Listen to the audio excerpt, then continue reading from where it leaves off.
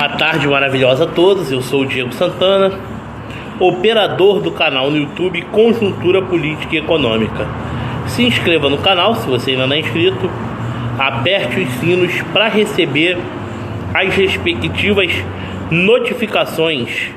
dos fatos que ocorrem. Terça-feira, feriadão, 15 de novembro, dia da proclamação da República do Brasil, que na verdade nada mais foi que um golpe de Estado mediante as crises políticas, da decadência do Império e da rivalidade que existia entre o então primeiro presidente e ex-ministro do Império, Deodoro da Fonseca, e Gaspar da Silveira Martins, duas figuras que eram totalmente desafetuosas, que brigavam por contextos adversos. Tanto é que, posterior a isso, houveram grandes críticas à República e foi muito complicado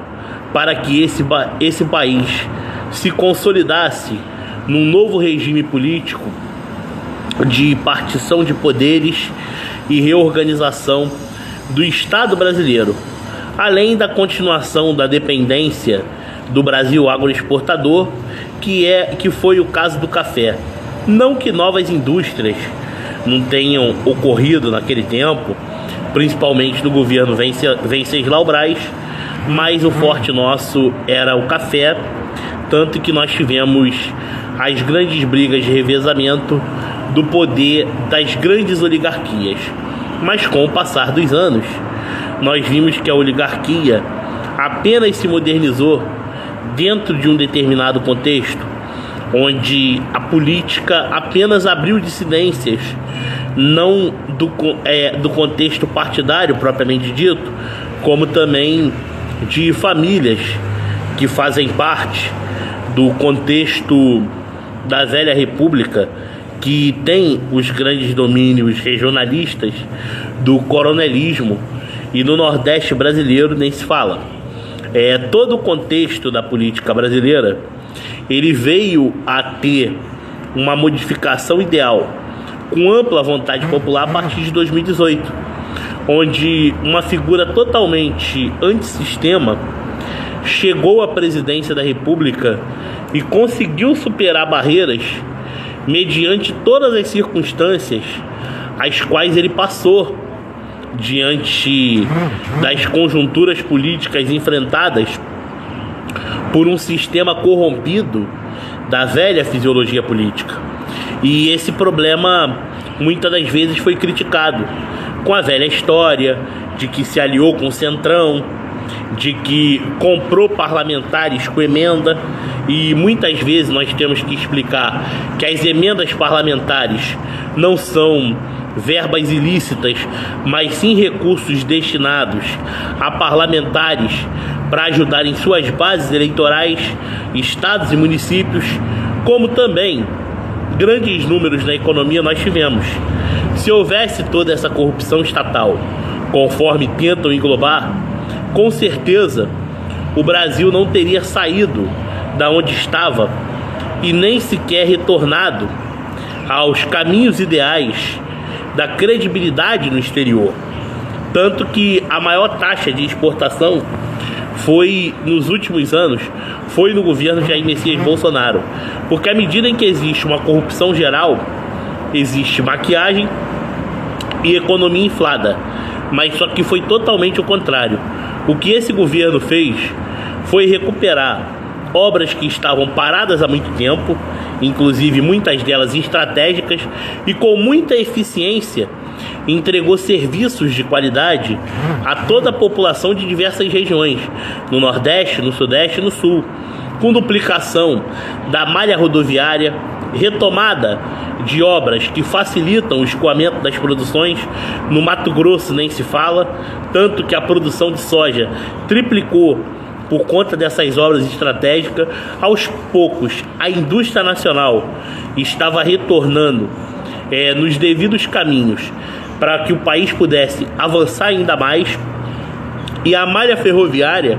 sendo recuperada. Isso significa dizer que obras estratégicas estavam sendo feitas numa velocidade, numa proporção que muitos anos não se fazia. E isso tudo é um legado que já se construiu, independente do que ocorra daqui para frente, apesar de nós sabermos da insegurança que existe nas eleições, mediante todos os reais contextos do quadro político brasileiro, onde para lá de suspeito não existe eleitor Nicolás Ferreira, Cleitinho Azevedo, Romeu Zema e ex-presidiário de São Bernardo do Campo para a presidência da República. Isso daí é uma desproporcionalidade muito grande. Isso tendo em vista que não há contra-argumentos, por mais desgastantes que sejam, para derrubar toda a credibilidade do presidente da República mediante a corrupção institucionalizada em 13 anos e meio de governos retrógrados que só se preocuparam em inchar o tamanho do Estado e não se preocuparam em preparar o país para o futuro, para não dependência só de commodities. Pelo contrário, simplesmente utilizaram das gorduras que já se tinha, da alta natural das commodities, para apenas contar que o crescimento natural da economia fosse cobrir seus rombos. Isso daí nós podemos analisar a partir do mensalão.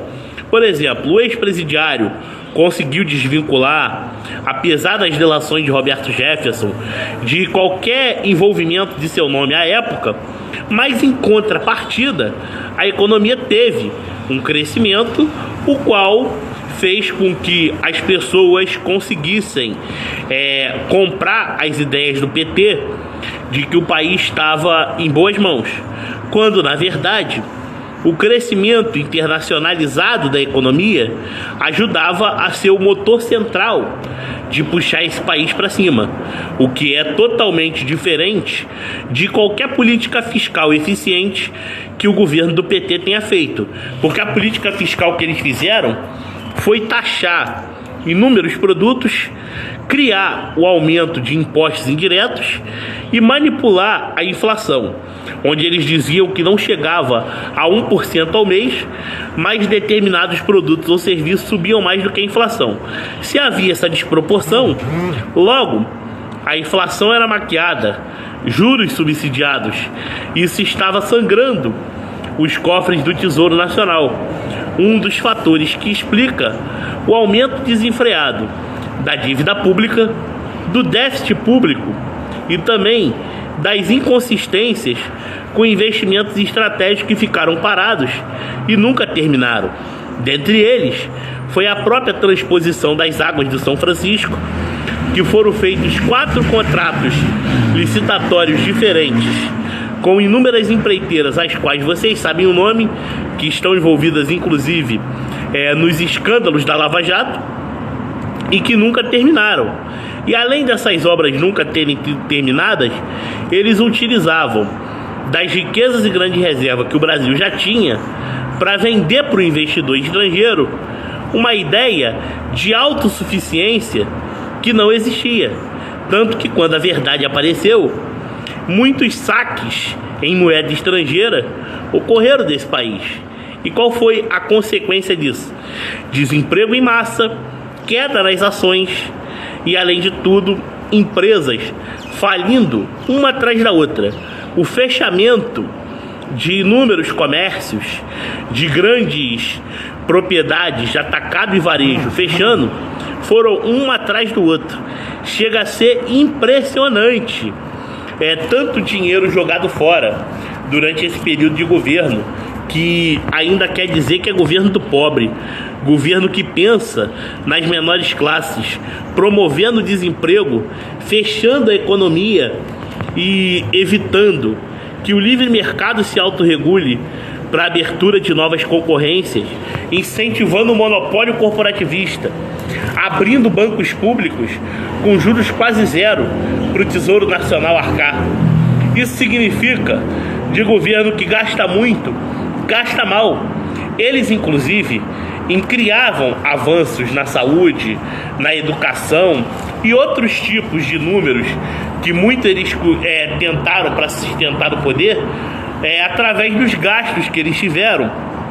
de recursos que eram destinados a determinada pasta, mas o retorno de determinados projetos, na verdade, não existiam. A prova disso, nós sabemos o retrocesso da base do ensino no nosso país, das aprovações de pessoas sem sequer saberem muito mal ler ou escrever. Esse foi o real Brasil que o PT entregou à sociedade civil. E praticamente podemos dizer que eles dominaram boa parte da primeira década e uma parte da segunda do século XXI e nos entregaram a destruição, os grandes desmandos que hoje nós pagamos as consequências. E fora os frutos terríveis que nós colhemos pelas más gestões, por uma política de concessões obscuras, com informações privilegiadas, onde o BNDES financiou pistas pedagiadas, que muito possivelmente essas concessões que agora estão revendo seu contrato e querem entregar algumas rodovias porque não tem condições de pagar ao governo aquilo que se comprometeram, pois no governo passado, que infelizmente está com tudo para voltar agora, simplesmente eles tinham as mordomias de pagar quando bem quisessem e entendesse na moda deles, inclusive distribuindo propina e oferecendo distribuição ilícitas para o Zé Dirceu, para o próprio Palocci, para o Genuíno, para outras figuras mais, né, Mercadante, propriamente dito, Rui Costa, Rui Falcão, o falecido José Eduardo Dutra, entre outras figuras emblemáticas do partido da trambicagem que esse país teve o desprazer de vivenciar no que se refere à corrupção institucionalizada e os grandes retrocessos do país com oposições que jamais existiam. O velho teatro que existia junto ao PSDB, que fez corrupções justamente similares, não só com o caso Alstom, como a formação de cartel no metrô, que envolve o agora suposto vice-presidente, que se comporta como presidente da República, o que é muito estranho ele ser coordenador de transição, né? Porque dizem que ele é muito bem articulado. Ele é tão bem articulado que ele conseguiu formar uma coalizão de 9 partidos e tomou na cabeça nas eleições de 2018. Isso daí significa dizer que o povo brasileiro não aguenta mais ver essas cenas se repetindo, dessa política antirrepublicana, que na verdade ela é um neoparlamentarismo monárquico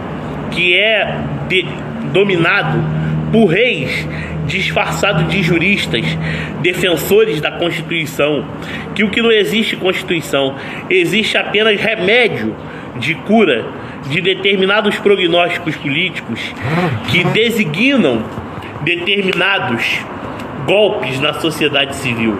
A grande verdade dos fatos, entendeu? Nós podemos dizer o seguinte,